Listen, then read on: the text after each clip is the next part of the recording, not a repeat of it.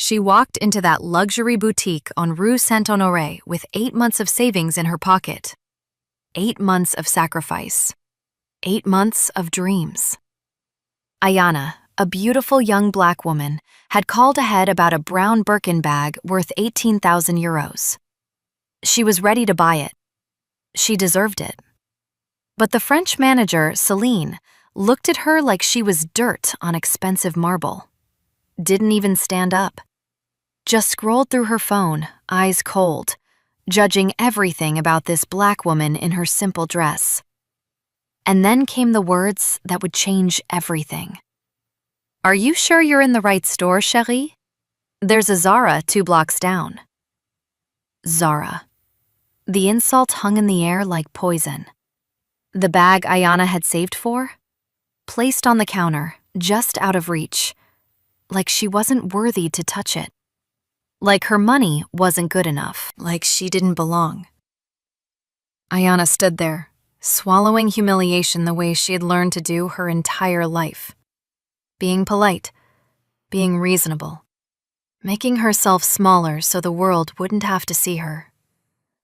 But then the door opened, and in walked her boyfriend, Park Dae-jung, a Korean man in a tailored black suit, tattoos crawling up his neck like ancient warnings.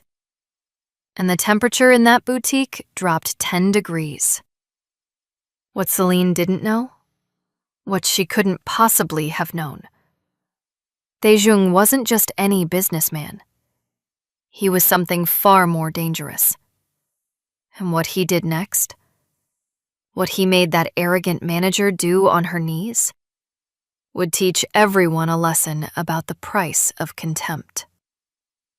Before we begin this story, drop a comment telling us where you're watching from and what time it is there. If stories about karma, justice, and hidden truths move you, don't forget to subscribe to the channel. The afternoon sun filtered through the pristine windows of Maison Lavelle, casting geometric shadows across marble floors that gleamed like mirrors. Each ray of light seemed calculated, designed to illuminate the leather goods displayed behind bulletproof glass as if they were religious artifacts. And perhaps, in this temple of consumption on Rue Saint-Honoré, they were. Ayana Mitchell stood outside for a full 3 minutes before pushing the door open. Her reflection stared back at her from the spotless glass, a young black woman in a simple beige linen dress, her natural hair pulled into an elegant bun that had taken her 40 minutes to perfect that morning. She clutched her vintage leather crossbody bag, a treasured find from a Parisian flea market, and took one steadying breath. 8 months of saving. 8 months of saying no to dinners with friends, of walking instead of taking the metro, of eating pasta 4 nights a week. All for this moment. The door chimed as she entered, a delicate bell that announced arrivals with the subtlety of old money. The boutique smelled of leather and something floral she couldn't quite identify, probably some custom fragrance pumped through invisible vents. Everything here whispered rather than shouted, confident in its exclusivity.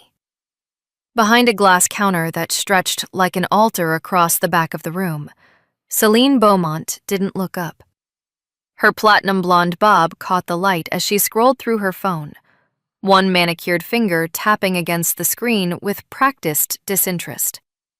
She wore a Chanel tweed suit in navy and white, the kind of uniform that separated those who worked in luxury from those who could only aspire to own it.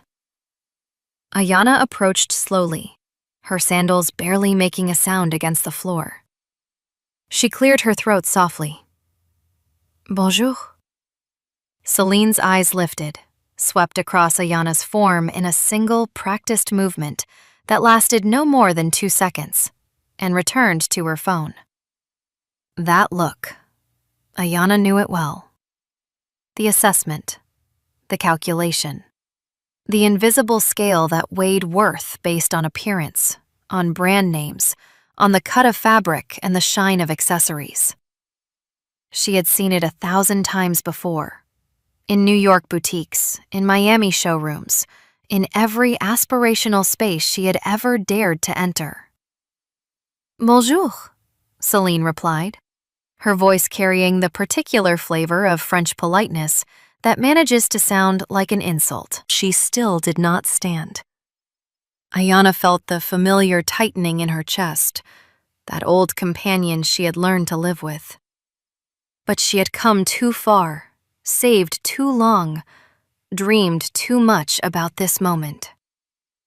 I called yesterday, she said, forcing her voice to remain steady, pleasant. About the brown Birkin? I'm here to purchase it. Now Celine looked up fully, and something flickered behind her professionally neutral expression. Surprise, perhaps? Or was it amusement? She set her phone down with deliberate slowness, as if granting Ayana this attention was a gift in itself. Ah, yes. Celine's smile appeared, tight and controlled. That piece is 18,000 euros? A pause, pregnant with meaning. Are you sure you're in the right store, chérie? We have a Zara 2 blocks down. Very nice things there. More accessible. The words hung in the air like cigarette smoke, impossible to ignore, impossible to unhear. Ayana's fingers tightened around the strap of her bag. Every cell in her body screamed to turn around, to leave, to preserve whatever dignity remained. But another voice, quieter but more persistent, whispered back. You have the money. You earned this. You belong here just as much as anyone. I have the money, Ayana said, and she heard the slight tremor in her own voice. Hated herself for it. I'd like to see the bag, please. Celine sighed, a theatrical exhale that suggested profound inconvenience.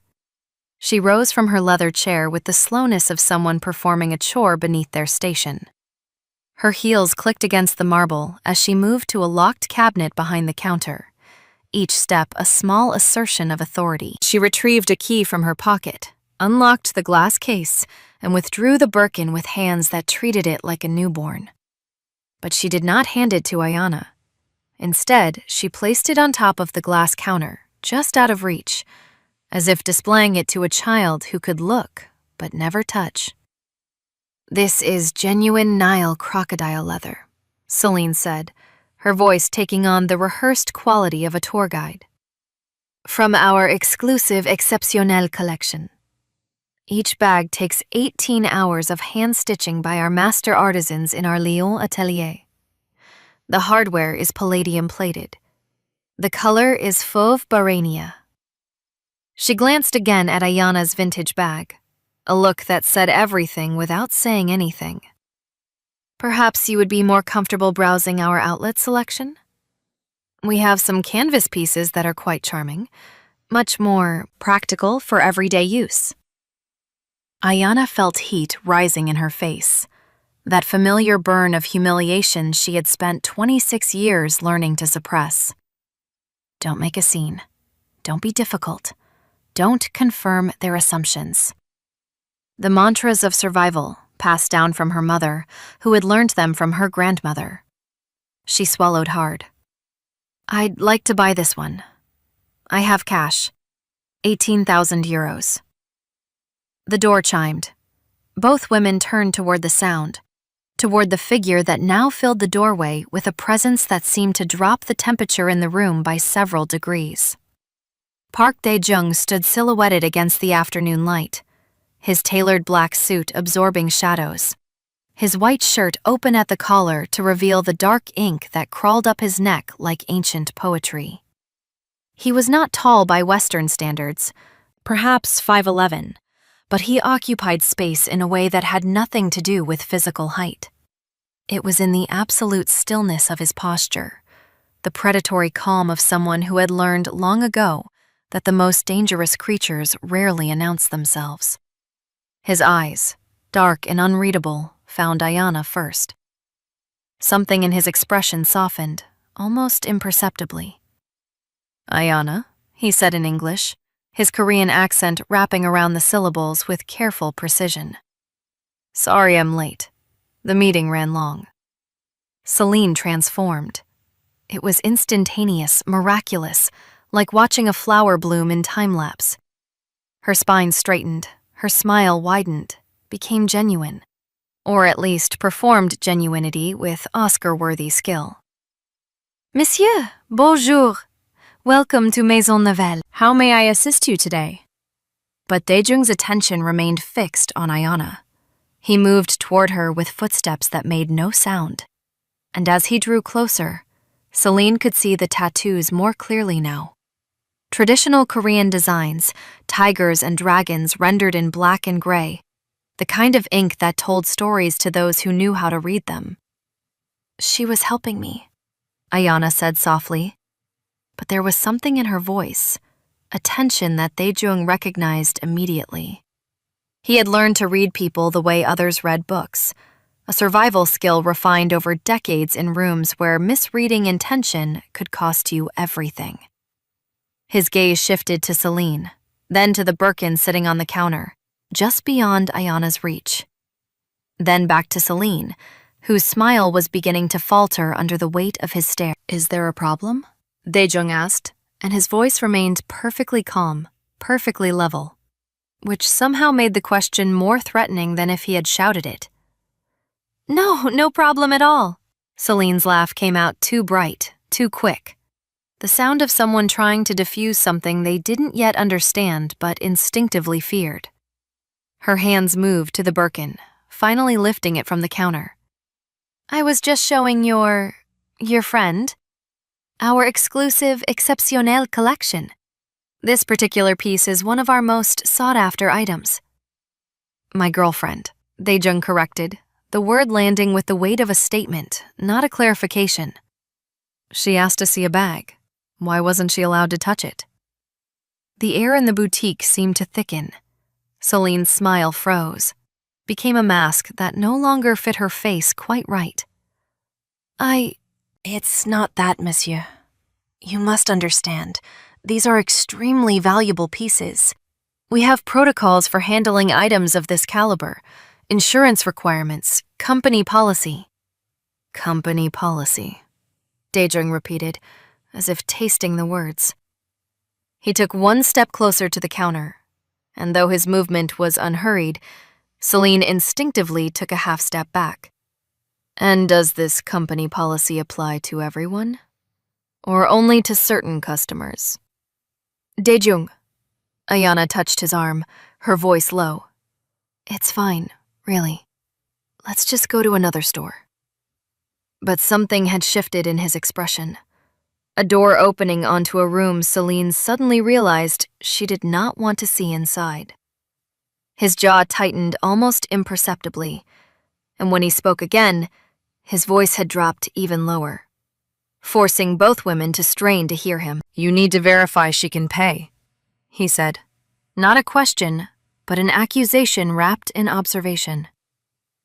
Celine's face flushed, a bloom of red spreading across her carefully powdered cheeks. Monsieur, I assure you, I meant no disrespect. We simply must be cautious with our most exclusive pieces. Surely you understand. I understand, Daejung interrupted, reaching into his jacket with deliberate slowness. That you made an assumption. He withdrew a credit card, black and heavy, the kind that has no spending limit because the bank already knows you don't need one. He placed it on the glass counter with a soft click that somehow echoed in the quiet space. About who deserves to be treated with respect in your store. The name on the card read Park Dae-young, but it was the weight of the titanium, the lack of any credit card company logo, the private banking insignia in the corner that made Celine's eyes widen. I didn't mean to suggest, she began, but her words tangled on themselves, trapped between apology and excuse. Ayana's grip on Daejung's arm tightened. She could feel the tension radiating from him, could sense something building beneath his calm exterior like pressure behind a dam. In the 4 months they had been together, she had never seen him like this. He was always composed, always controlled, a man who moved through the world with the quiet confidence of someone who had nothing left to prove. But now, standing in this pristine temple of luxury goods, she saw something else emerging. Something older. Something wounded. "How much did you bring?" he asked Ayana, his eyes never leaving Celine's face. 18,000 euros, Ayana replied quietly. "But we don't have to." "And you saved for how long?"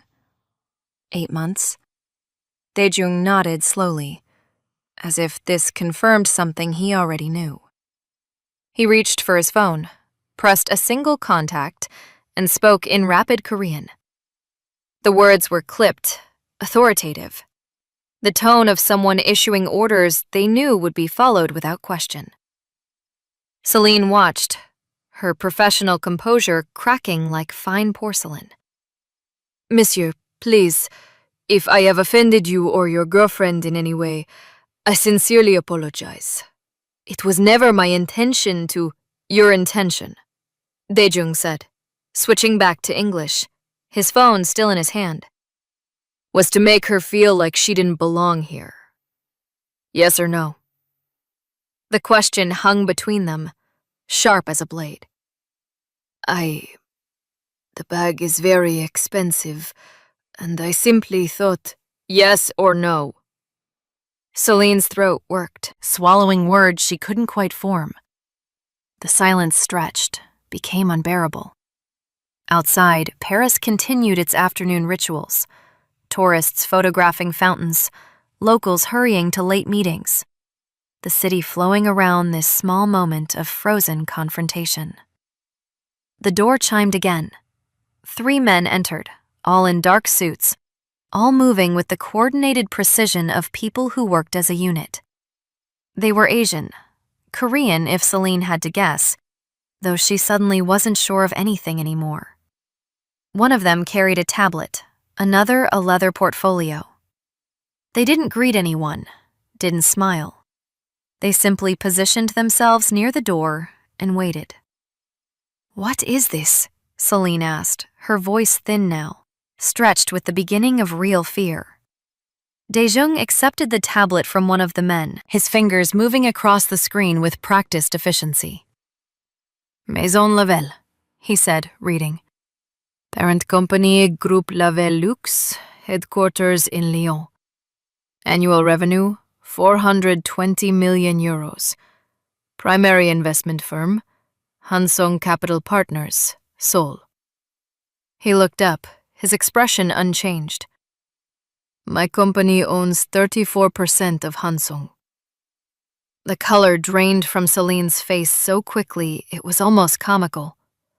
Her hand went to the counter, steadying herself against marble that suddenly felt less solid than it had moments before.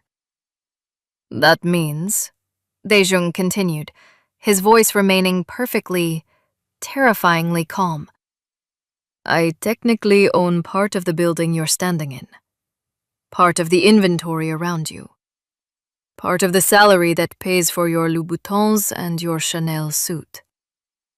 "I didn't know," Celine whispered. "I didn't know who you were." And there it was, the admission that confirmed everything. Daejung set the tablet down gently.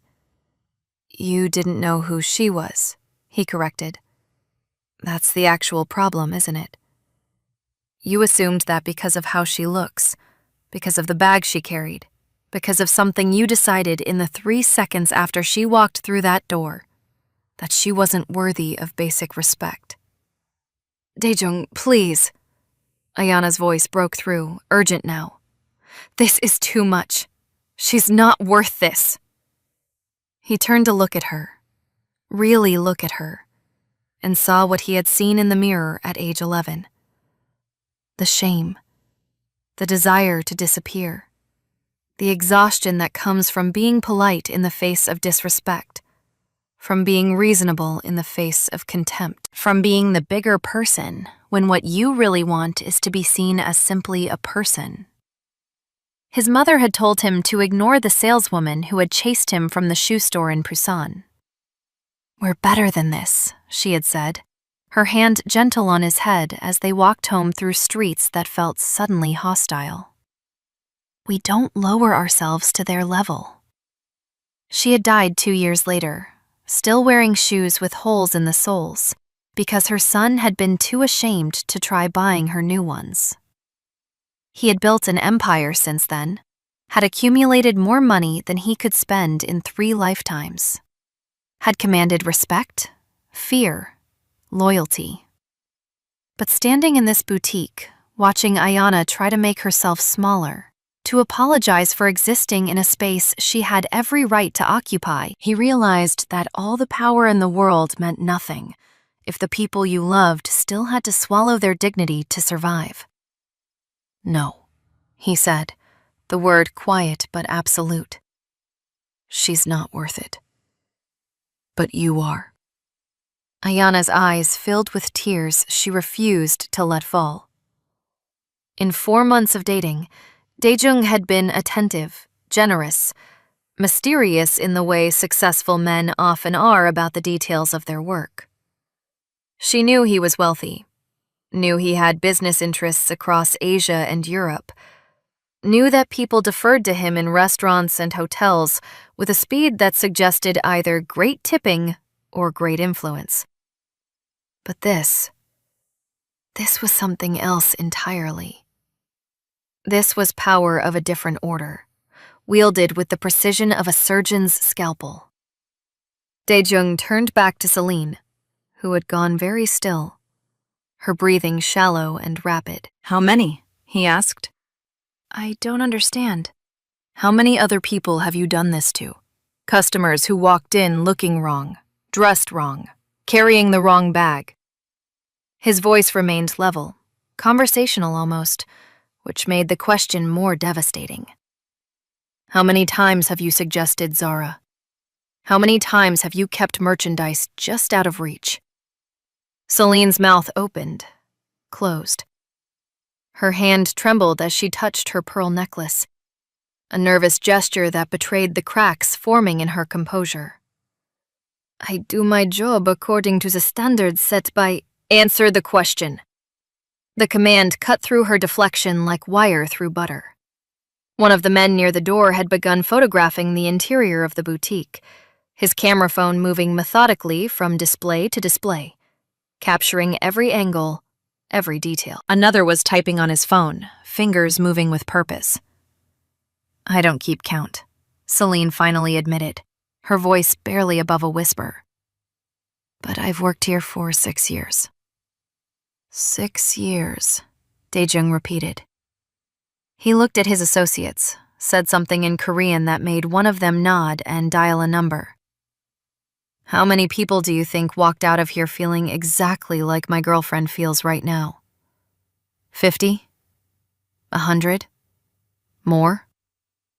"Daejung," Ayana tried again, but her voice lacked conviction now. Something in her was breaking open, a dam she had built brick by brick throughout her life, holding back years of swallowed rage, accumulated indignities, moments when she had chosen peace over justice because justice seemed impossible. "You told her to go to Zara," Daejung continued, and now something had entered his voice, something cold and final. "So I'm going to close this store that insults people by comparing them to Zara." The words landed like stones in still water, their ripples spreading outward into implications Celine was only beginning to grasp. "You can't," she breathed. "This is my career. This is everything I've worked for." "Everything you've worked for," Daejung echoed, and for the first time, something like emotion cracked through his calm, a flash of anger quickly contained.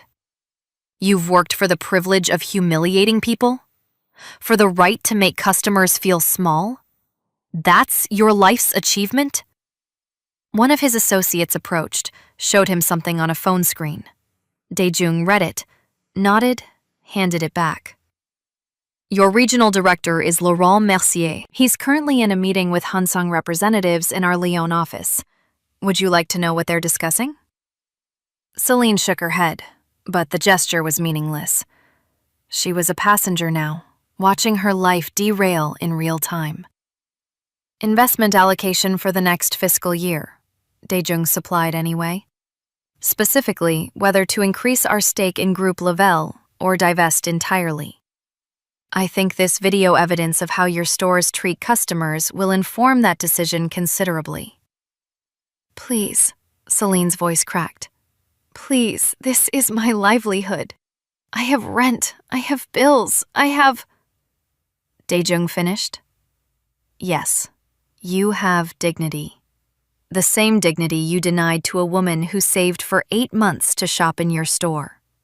The same dignity you've been denying to people for 6 years. Ayana pulled at his sleeve, forcing him to look at her. Her face was wet now, tears streaming freely, but her expression was complex, not simple grief or anger. It was something rawer, more confused. This isn't you, she said. This isn't who you are. You don't know who I am, he replied gently, and the truth of it hung between them, heavy and undeniable. You know who I've shown you. A businessman, someone safe, someone who takes you to nice restaurants and doesn't ask uncomfortable questions. He cupped her face with one hand, his thumb brushing away a tear. But this is also who I am. Someone who doesn't forget what it feels like to be made small. Behind them, one of the associates spoke quietly into his phone, then approached Daejung and whispered something in Korean.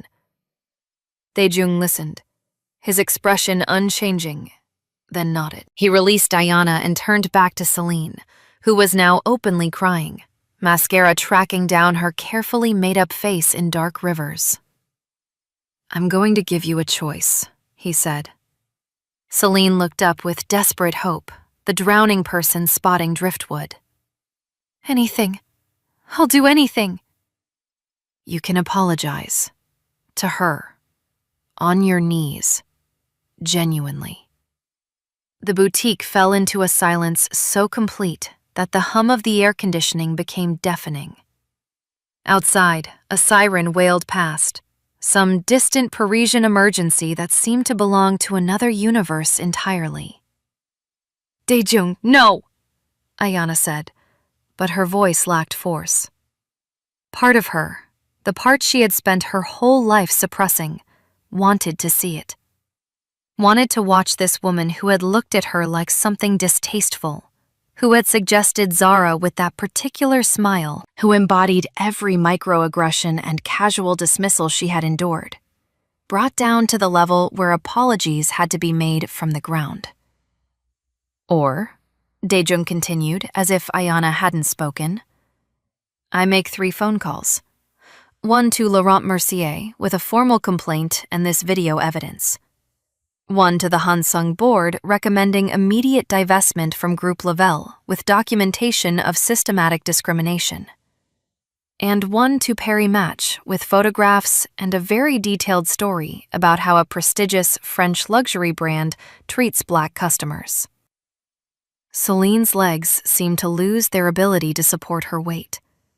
She gripped the counter, her knuckles white, her breathing rapid and shallow. That's public humiliation. That's destroying my reputation. Yes, Daejung agreed simply, it is. The choice hung in the air like smoke, visible and choking. Celine looked around wildly, as if the boutique itself might offer escape, might provide some third option. But the men by the door stood immovable, their presence a wall between her and freedom. The camera had stopped recording, but the phones remained ready, waiting for her decision. You can't make me, she began. Daejung cut her off with a single raised hand. I'm not making you do anything. I'm offering you a choice between private humiliation and public destruction. You have 30 seconds to decide. The seconds ticked by with the weight of hours. Celine's eyes darted from Daejung's impassive face to Ayana's conflicted expression to the men stationed by the door like sentinels.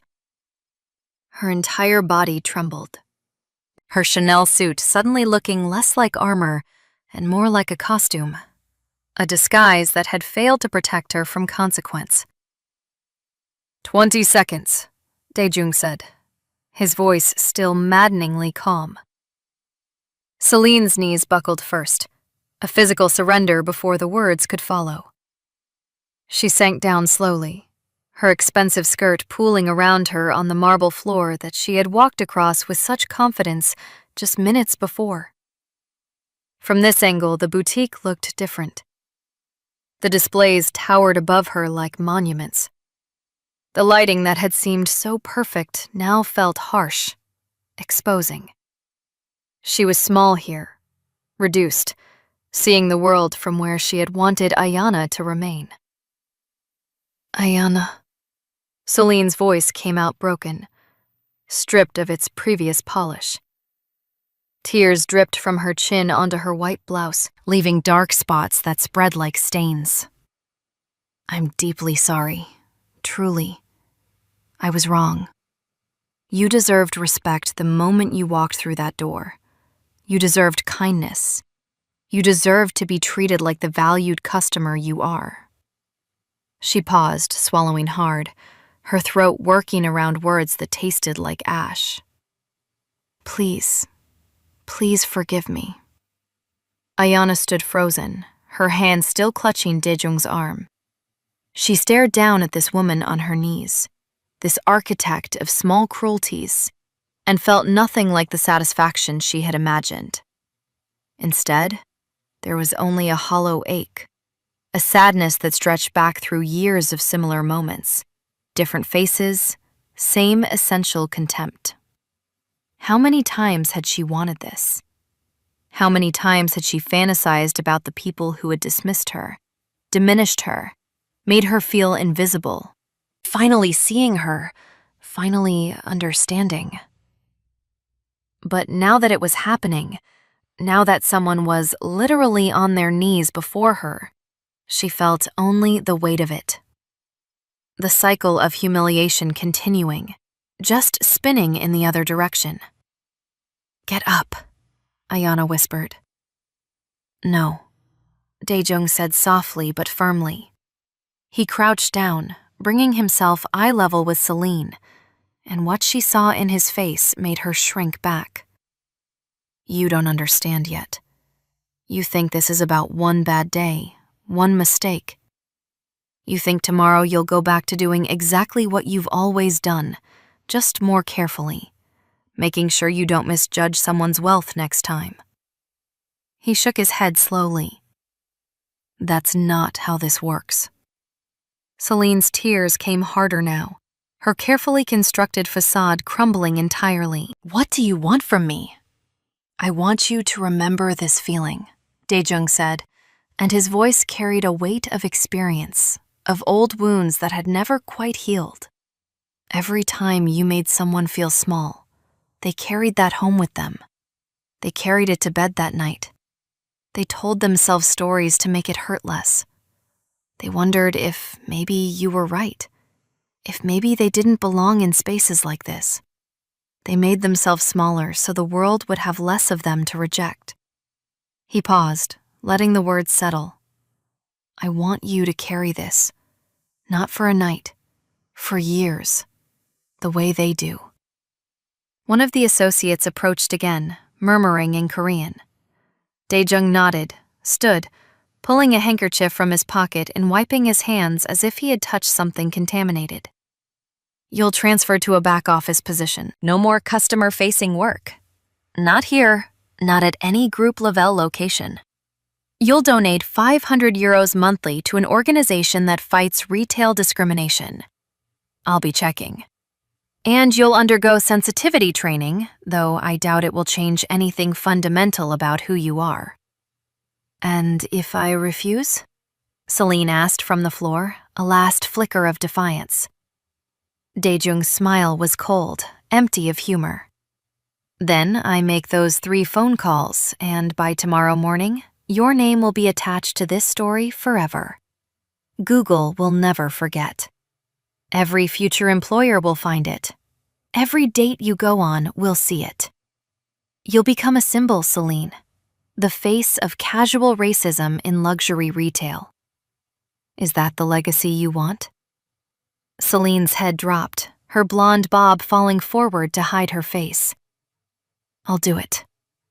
I'll do whatever you want. Not what I want, Daejung corrected. What's right? There's a difference.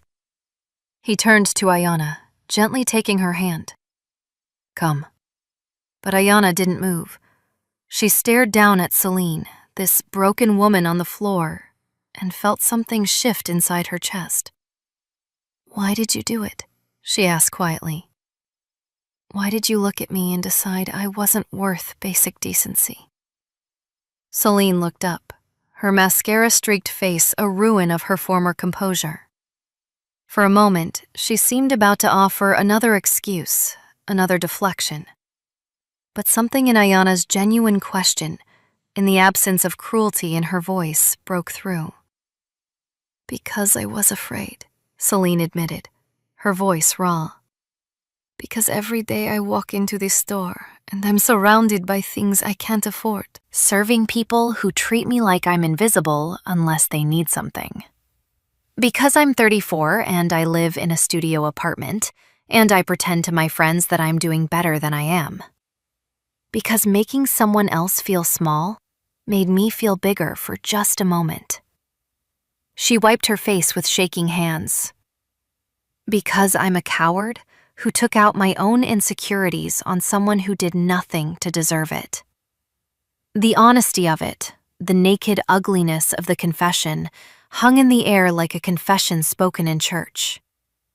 Ayana felt tears spill over again, but for different reasons now. Not because she had been vindicated, but because she recognized the cycle. Hurt people, hurting people. Everyone fighting to feel human in systems designed to make them feel worthless. Daejung walked to the counter, picked up the brown Birkin that had started all of this, and handed it to Ayana. This is yours. No charge. The store will cover it as an apology. I can't accept this, Ayana protested. You can. You will. He gestured to one of his associates, who approached Celine with a tablet. Sign this. It's an agreement to everything we discussed. Transfer, donations, training, confidentiality clause. Celine took the tablet with trembling hands, read it briefly through tear-blurred eyes, and signed. What choice did she have? The alternative was annihilation. As they prepared to leave, Ayana stopped at the door. She looked back at Celine, still on the floor, still crying, and felt the weight of what had happened settle into her bones. This was justice, perhaps, but it didn't feel clean. It didn't feel simple. I forgive you, Ayana said quietly. Not because you've earned it, but because I won't carry your shame for you anymore. Outside, the Paris afternoon continued unchanged. Tourists still photographed fountains. Locals still hurried to meetings. The city flowed on, indifferent to the small revolution that had just occurred inside one boutique on Rue Saint-Honoré. They walked in silence for a full block before Ayana finally spoke. Who are you really? Daejung stopped walking. Around them, Paris hummed with life, but in this moment, they existed in a bubble of reckoning. I'm someone who was 11 years old when a saleswoman in Busan chased me out of her store for trying to buy shoes for my mother. She was dying, and her shoes had holes, and I had saved for months from doing odd jobs. The woman looked at my dirty clothes and my rough hands and told me children like me brought down her shop's reputation. He stared at the Parisian street, but Ayana knew he was seeing something else. Somewhere else. someone else he used to be. I went home empty-handed. My mother died 2 years later, still wearing those shoes with holes. And I promised myself that I would never be powerless again, that I would never watch someone I loved be made small and do nothing. He finally looked at Ayana, and his eyes held decades of accumulated pain. So I built an empire. Not a legitimate one, not entirely. I'm not a good man, Ayana. I've done things that would make you leave if you knew. But I've never forgotten what it feels like to be that child, standing outside a store, being told I don't belong. Ayana held the Birkin, This symbol of aspiration and exclusion, and understood that she was standing at a crossroads. Before her was a man who had just wielded terrible power on her behalf, who had revealed himself to be something other than what she thought, who had admitted to a darkness she couldn't fully comprehend.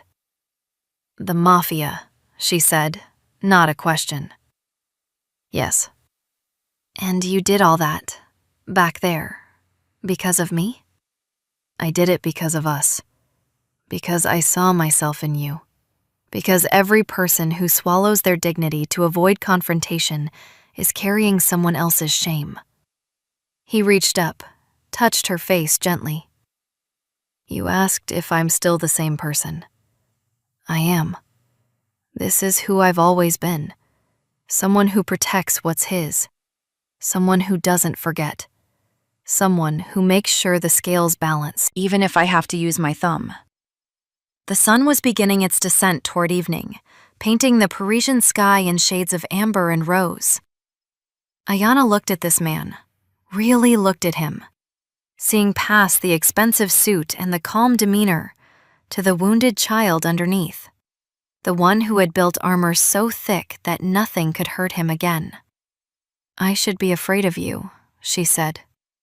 Yes, he agreed. You should be. But I'm not. She held up the Birkin. I'm afraid of what this means. That justice only exists if you have power. That being right isn't enough. That the world only listens when you can make it hurt not to. Daejung smiled, sad and knowing. Welcome to the truth everyone else already knows but pretends they don't. The world isn't fair. It's never been fair. It only becomes fair when someone with power decides to make it so. The question is what you do with that knowledge. They stood there on a Paris street corner, holding between them a leather bag worth 18,000 euros, and a moment that would define everything that came after. Ayana understood that accepting this gift meant accepting everything it represented. The power that came from proximity to violence. The protection that came from association with darkness. The complicated truth that sometimes justice wore a monster's face, because that's what it took to make monsters listen. Take me home, she finally said. To the hotel? No. Home. Your real home. Show me who you really are. Daejung studied her face for a long moment, searching for something he seemed to find. He nodded slowly, then raised his hand. One of the black cars that had been waiting 2 blocks away pulled forward smoothly. A Mercedes S-Class with tinted windows that reflected Paris back at itself. As they drove away from Rue Saint-Honoré, away from Maison Lavelle where Celine still sat on the floor, trying to comprehend how quickly everything could change, Ayana clutched the Birkin and understood something fundamental about the world and her place in it. Dignity wasn't something you earned through patience and proper behavior. It was something you took, or someone took for you. And sometimes, the people who loved you showed that love not through softness, but through ensuring that the world that tried to diminish you learned to treat your name like something that burns the tongue. Behind them, the boutique lights still glowed golden and inviting, a temple of luxury that would open tomorrow morning, with one less employee and one more story about the cost of contempt. And Paris, beautiful and indifferent Paris, would continue turning, grinding some people up and lifting others higher. The great machine of civilization that only pretended to care about justice, but really only understood power. In the back of the Mercedes, Ayana reached for Daejung's hand and held it. This complicated man who carried his own childhood wounds like weapons, who had shown her that protection sometimes looked like vengeance, and love sometimes spoke the language of fear. She didn't know yet if this made him her savior or her doom. She only knew that she would never again walk into a store and make herself small. She would never again swallow humiliation and call it grace, because now she knew what it felt like to have someone who would burn the world down rather than watch her diminish herself. And that knowledge, for better or worse, changed everything. If this story moved you, stop for a moment and reflect. Have you ever been judged by how you look instead of who you are? Have you ever had to swallow your dignity just to keep the peace? And when someone finally stood up for you, did it feel like justice? Or did it leave you questioning the cost of being protected? Tell us about your experiences and feelings in the comments. We read every single one. And if you believe in stories about dignity, justice, and the complicated truth about power, don't forget to subscribe to the channel.